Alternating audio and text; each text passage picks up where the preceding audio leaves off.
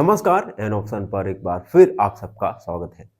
आज हम chapter number 10 का ओवरव्यू करेंगे।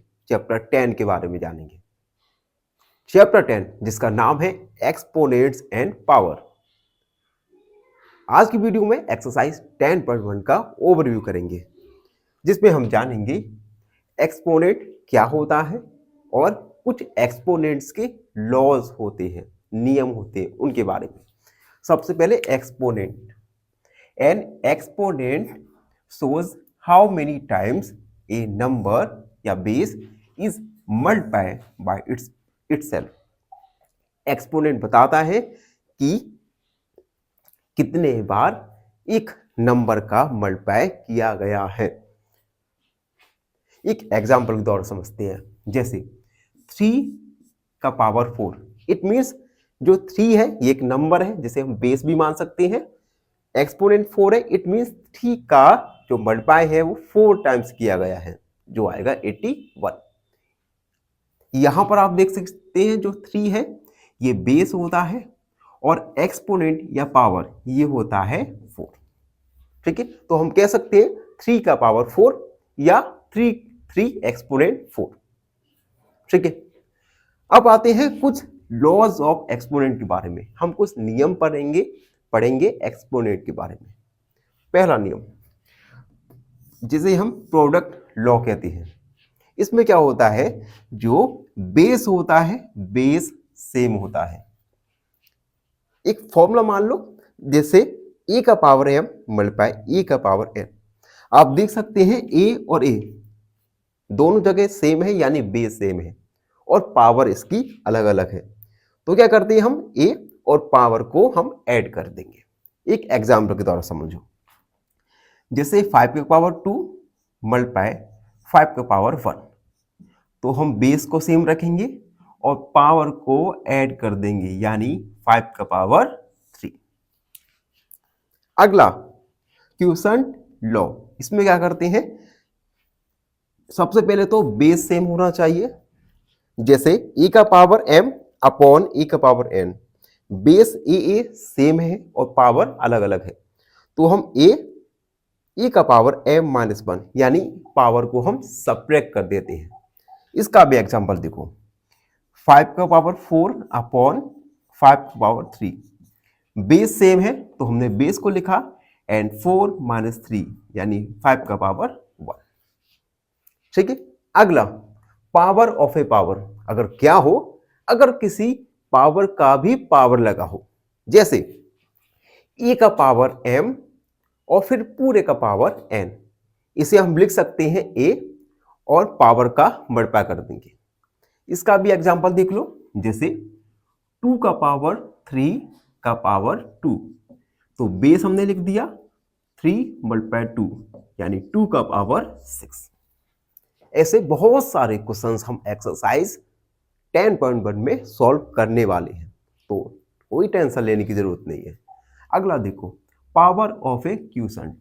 अब देखो यहां पर a अपॉन b, ठीक है, इस पूरे का पावर है, तो हम इसे अलग अलग करके लिख सकते हैं, a का पावर m अपॉन a का पावर n।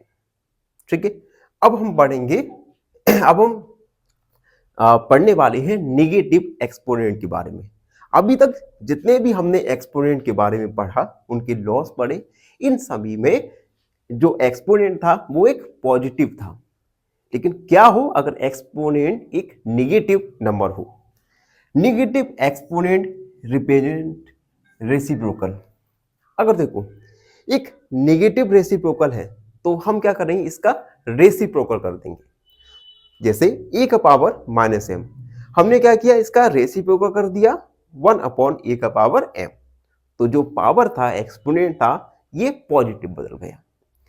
एग्जाम्पल भी देख लो, 2 का पावर माइनस 3, इसका हमने रेसिप्रोकल कर दिया तो 1 अपॉन 2 का पावर 3 यानी 1 अपॉन 8। तो इस प्रकार से हम नेगेटिव पावर को रेसिप्रोकल करके पॉजिटिव बना सकते हैं। अगला स्टैंडर्ड फॉर्म या साइंटिफिक नोटेशन। अब देखो ये एक्सपोनेंट के लिए एक स्टैंडर्ड फॉर्म होता है जो साइंटिफिकली यूज किया जाता है। जैसे ए नंबर इज रिटर्न, एक नंबर को किस प्रकार लिखा जाता है, a multiply 10 to the power n। Example के द्वारा समझो, 4,50,000 इसे हम लिख सकते हैं या तो 4.5 मल्टीप्लाई 10 टू द पावर 5 लिख सकते हैं, या 45 मल्टीप्लाई 10 की पावर 4। तो ये एक स्टैंडर्ड तरीका है जिससे आप आसानी से बोल सकते हैं, लिख सकते हैं।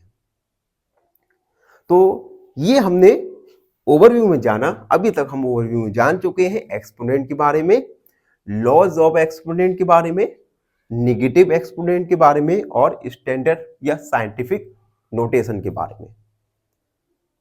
अब हम कुछ देर बाद आगे का ओवरव्यू करने वाले हैं, तो बने रहो हमारे साथ एन ऑप्शन में।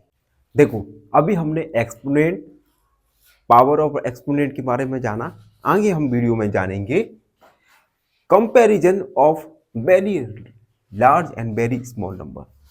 अगर आपको एक बहुत बड़े नंबर और बहुत छोटे नंबर का कंपैरिजन करना होगा तो आप एक्सपोनेंट की हेल्प से इजीली कर सकते हैं। Using power of 10 makes it easy. अगर आप किसी लार्ज नंबर का 10 की पावर के रूप में लिखते हैं तो यह है बहुत आपके लिए लिखने बोलने के लिए सरल हो जाता है। Distance from the earth to sun. देखो, जैसे अर्थ से, पृथ्वी से सूर्य की दूरी यहां पर गिवन है। अब देखो, इसे हमने किस प्रकार लिखा है, 1.5 multiply 10 to the power 11 metre. अगर मैं इसे एक्सपोनेंट के रूप में नहीं लिखता तो किस प्रकार लिखता, इस प्रकार से। बोलने में, लिखने में कितना एफर्ट लगाना पड़ता हमें। तो अगर आप 10 की पावर के रूप में लिख रहे हैं तो ये आपके बोलने, लिखने के लिए काफी सरल हो जाता है। अगला पॉइंट देखते हैं, साइज ऑफ बैक्टीरिया। हमें एक बैक्टीरिया का साइज दिया गया है 2 मल्टीप्लाई 10 टू द पावर -6। अगर आप इसे इस प्रकार से, चलो 2 मल्टीप्लाई 10 टू द पावर -6, ठीक है। इसका मीन्स क्या होता है, 2/10, ठीक है, यानी 0.0000002, ठीक है। तो ये बोलने में, लिखने में कितना एफर्ट लगाना पड़ता है। तो अगर हम एक्सपोनेंट के फॉर्म में लिखेंगे तो आप इजीली इसे बोल सकते हैं 2 multiply 10 to the power -6 metre bacteria of size. तो हम एक्सपोनेंट की हेल्प से बड़े से बड़े और छोटे से छोटे नंबर को इजीली लिख सकते हैं, बोल सकते हैं। अब हम जानेंगे एक्सपोनेंट के यूजेस के बारे में कि हमारे दैनिक जीवन में एक्सपोनेंट का क्या यूज है।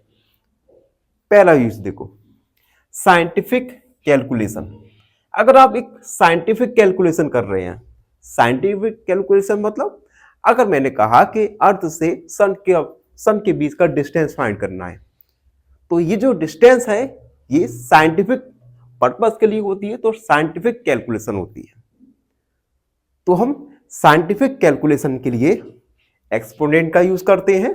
दूसरा, फिजिक्स एंड केमिस्ट्री में अगर आप फिजिक्स और केमिस्ट्री आपने देखा होगा तो वहां पे बड़े बड़े साइज, जैसे बैक्टीरिया का साइज, अर्थ से सन के बीच की दूरी, इन सभी को हम एक्सपोनेंट के फॉर्म में लिखते हैं, ठीक है। अगला, लार्ज डिस्टेंस एंड थिनी मेजरमेंट। अगर आपको बहुत लार्ज डिस्टेंस लिखना है, बोलना है, तो आप यूज कर सकते हैं, या थिनी मेजरमेंट के लिए, बहुत छोटे मेजरमेंट के लिए भी हम एक्सपोनेंट का यूज करते हैं। अगला, कंप्यूटर डेटा साइज। आपने केबी, एमबी और जीबी के बारे में सुना ही होगा, क्योंकि हम सब इंटरनेट यूजर्स हैं और इंटरनेट यूज करते समय आपको जो डेटा स्पीड दी जाती है केबी, एमबी और जीबी में होती है, ठीक है। अब आपके लिए क्वेश्चन है, आपको बताना है कि कितना केबी 1 एमबी के इक्वल होता है और कितना एमबी मिलकर 1 जीबी बनाता है। तो इस क्वेश्चन को कमेंट सेक्शन में जरूर लिखिए। जिसका आंसर सही होगा मैं कोशिश करूंगा उसके आंसर को हार्ट दे दूं। तो ये था ओवरव्यू चैप्टर नंबर 10 का। आई होप आप सबको अच्छे से समझ आ गया होगा। फिर भी कोई डाउट है, कोई क्वेरी है तो उसे कमेंट में लिख दो।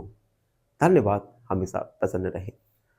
फाइनली एक क्वेश्चन पूछूंगा आपसे। क्वेश्चन है द बेस इन 3 की power 4 is option A 3, option B 4 या ऑप्शन सी 7। इस क्वेश्चन का आंसर कमेंट सेक्शन में जरूर लिखिए। बने रहिए हमारे साथ एन ऑप्शन में। धन्यवाद।